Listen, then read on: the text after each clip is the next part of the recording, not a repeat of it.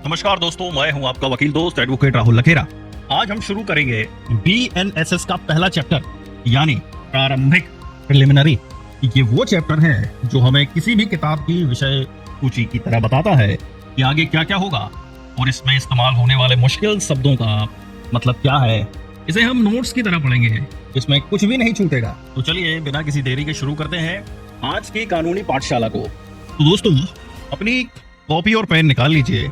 आज हम बीएनएसएस के चैप्टर 1 को पॉइंट टू पॉइंट समझेंगे। सबसे पहला सेक्शन संक्षिप्त नाम, विस्तार और प्रारंभ, short title, extent and commencement. BNSS का सेक्शन 1 सबसे पहले आता है। यह हमें 3 जरूरी बातें बताता है। क्या क्या? पहला, नाम। इस कानून का नाम है भारतीय नागरिक सुरक्षा संहिता 2023। याद रहे 2023 इसलिए क्योंकि इसे इसी साल पारित किया गया है। लागू कहां होगा?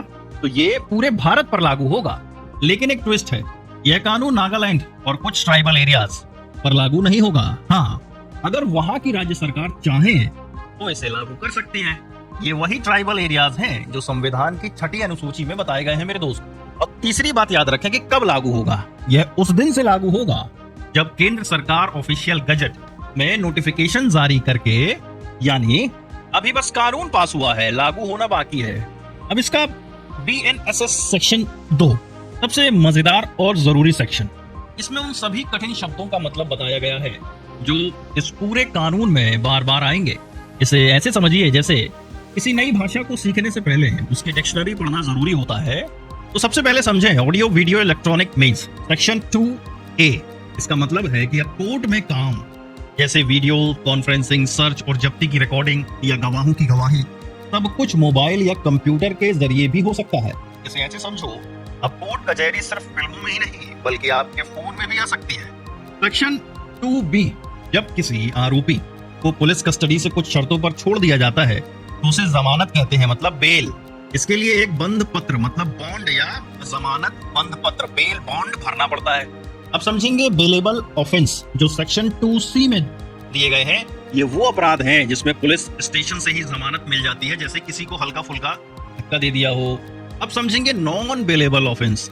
ये वो गंभीर अपराध हैं जैसे चोरी, मारपीट, हत्या, जिसमें पुलिस जमानत नहीं दे सकती। इसके लिए कोर्ट से ही जमानत लेनी पड़ेगी।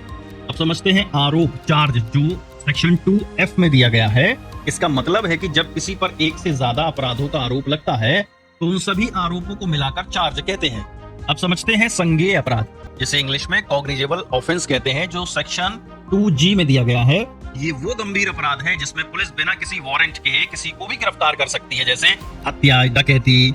अब समझते हैं नॉन कॉग्निजेबल ऑफेंस, असंज्ञेय अपराध, जो सेक्शन 2O में दिया गया है। ये वो हल्के फुल्के अपराध है जिसमें पुलिस बिना वारंट के गिरफ्तार नहीं कर सकती। इसके लिए कोर्ट से परमिशन लेनी पड़ती है। अब समझते हैं शिकायत, कंप्लेंट, सेक्शन 2H, जब कोई व्यक्ति पुलिस के पास ना जाकर सीधे मजिस्ट्रेट के पास जाकर किसी अपराध की शिकायत करता है तो उसे शिकायत कहते हैं। इसमें पुलिस रिपोर्ट शामिल नहीं होती। ये बहुत ही टेक्निकल पॉइंट है, इसे याद रखिएगा।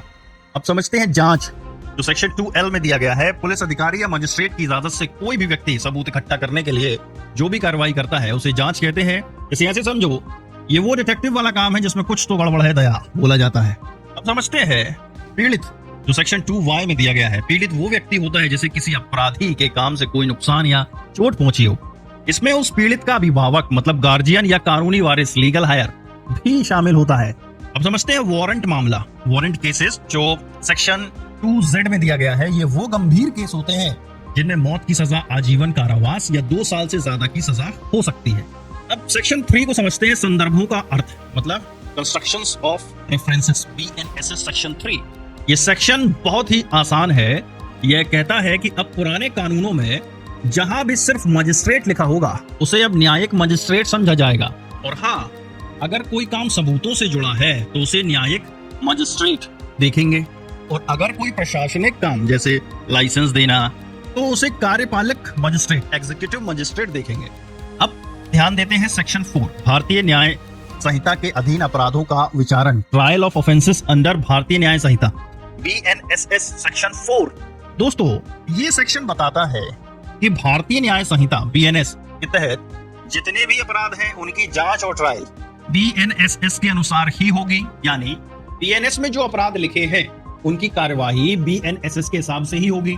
इसे ऐसे समझो, गाड़ी बीएनएस और उसको चलाने का तरीका बीएनएसएस, दोनों एक ही कंपनी के हैं।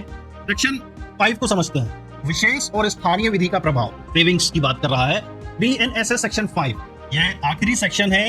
यह कहता है कि अगर किसी विशेष कानून जैसे कोटा में कोई खास प्रक्रिया दी गई है तो उस कानून का असर बीएनएसएस पर नहीं होगा, यानी कोई स्पेशल कानून अपनी जगह लागू रहेगा। इसे ऐसे समझो, देखो, अगर किसी फिल्म के लिए एक स्पेशल स्क्रिप्ट लिखी गई है तो वो नॉर्मल स्क्रिप्ट से ज्यादा जरूरी होगी। तो भैया देखो, ये था बीएनएसएस का चैप्टर 1। उम्मीद है कि ये सारे मुश्किल शब्द और उनका मतलब अच्छे से समझ आ गया होगा। बताने को तो बहुत कुछ है, लेकिन काम का यही है। कानून की शुरुआत हमेशा परिभाषाओं से होती है और मुझे यकीन है कि अब आप बीएनएसएस की किताब को बिना डरे खोल सकते हैं। अगर आपको ये जानकारी पसंद आई हो तो इस वीडियो को लाइक करें, अपने दोस्तों के साथ शेयर करें और हमारे चैनल को सब्सक्राइब करना ना भूलें।